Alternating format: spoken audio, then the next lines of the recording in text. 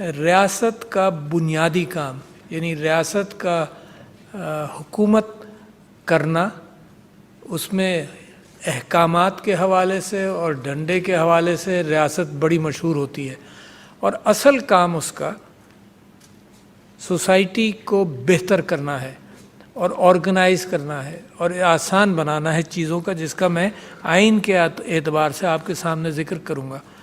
مگر سب سے بڑا آئین میرا قرآن و سنت ہے، اور مجھے بیٹھے ہوئے جب میں گفتگو سن رہا تھا تو مجھے 2-3 احادیث یاد آئیں، واقعات یاد آئے جو بڑے موزوں ہیں آج کی تقریب کے حوالے سے۔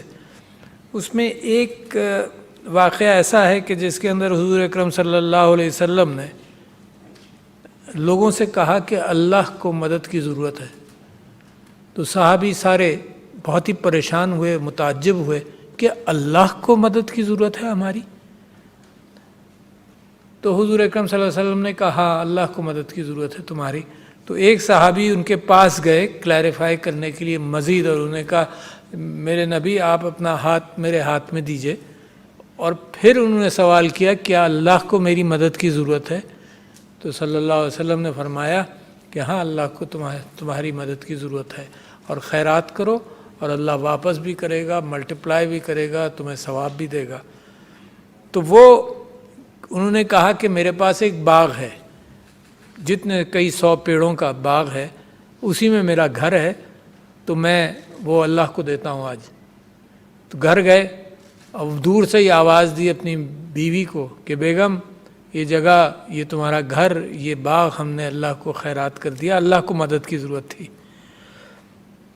آؤٹ اسٹینڈنگ ایک غریب صحابی آئے نبی کے پاس، اور انہوں نے پوچھا، صلی اللہ علیہ وسلم سے پوچھا کہ یہ جو آپ نے کہا کہ جی حضرت عثمان نے اپنی آدھی جائیداد اور حضرت ابو بکر نے سب کچھ دے دیا، تو یہ ان کے لیے آپ نے جنت کا راستہ بتایا کہ اللہ کی طرف سے ان کے لیے جنت میں راستے ہیں، اور مجھ غریب کا کیا ہوگا؟ کیا میرے لیے جنت کا راستہ نہیں ہے؟ میں کیا کروں گا؟ تو میرے نبی صلی اللہ علیہ وسلم نے کہا کہ کل تم کیا کرتے ہو؟ انہوں نے کہا کہ جی میں روزی کماتا ہوں، مزدور ہوں۔ تو انہوں نے کہا کل تم آؤ میرے پاس اور جو تمہاری کمائی ہے وہ لے کر آؤ۔ وہ دوسرے دن میرے نبی کے پاس پہنچا، جو کمائی اس کی تھی وہ اس نے دی، ان کے ہاتھ میں رکھ دی۔ اس میں سے میرے نبی بہت تھوڑا سا حصہ نکالا اور کہا کہ یہ تم خیرات کرو، تم سے بھی کوئی غریب ہوگا، اس کا خیال کرو، اور تمہارے لیے بھی وہی نعمتیں ہیں جو اللہ کی طرف سے میں نے ذکر کیا کہ عمر اور ابو بکر کے لیے تھیں۔ اور میں نے ساری اسلامی تاریخ اس زمانے کی دیکھی، لوگ صبح سے شام تک خیرات کر کے اپنی جیب خالی کر دیتے تھے۔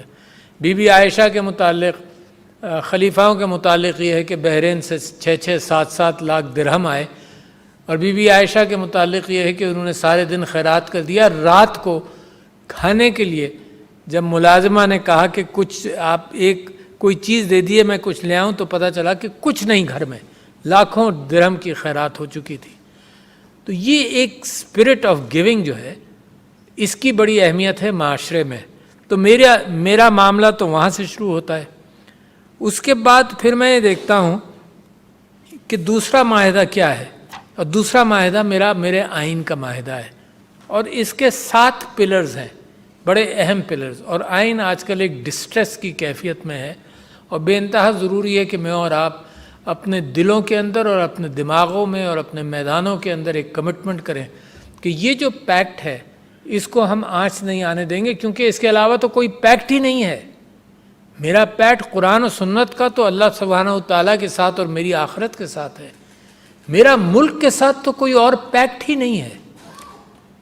And how can we afford to put that aside every few years؟ تو لہٰذا بہت ضروری، میں آپ سے کہہ رہا تھا کہ 7 پلرز ہیں میرے آئین کے۔ اس میں ایک انصاف، معاشی، سوشل پیکٹ بہت بڑا ہے، اور اس کو بھولیے گا مت۔